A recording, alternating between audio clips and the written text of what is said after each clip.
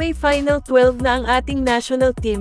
Ito ay matapos sabihin ni Coach Tim Coe na ang mga players na a-attend sa unang practice ay magiging part na ng final roster ng Gilas Pilipinas, para sa 19th Asian Games na gaganapin sa Hangzhou, China na magsisimula na sa September 23 hanggang October 8. Palikgilas si Terence Romeo na alam ng lahat kung ano ang magagawa kapag nasa loob na ng court.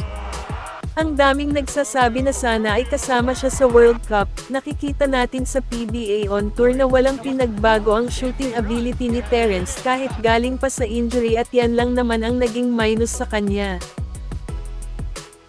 Next is Calvin Abueva na isang hustle player na kayang magbigay ng energy sa buong team, at si Jason Perkins isang versatile player. Yun nga lang ang pagsama ng dalawang ito sa team ay kailangan pang i-petition dahil sa hindi sila parte sa initial 60 names na binigay sa Asian Games Organizing Committee.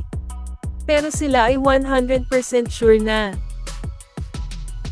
Stanley Pringle na ika-13 man na pwedeng humalili in case hindi payagan ng organizing committee sina Calvin Abueva at Jason Perkins.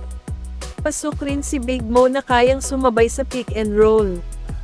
Justin Brownlee na handang gumawa ng magandang play para sa team, at Ange Kwame naman sa depensa at kayang umiscore.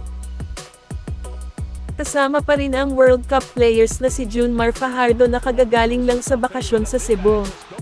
Japet Aguilar, Scotty Thompson na naudlot ang pagpunta sa Japan dahil sa called up para sa Asian Games. RR Pugoy at ang pool members na si Chris Newsome at Calvin Oftana. Good luck Gilas Pilipinas!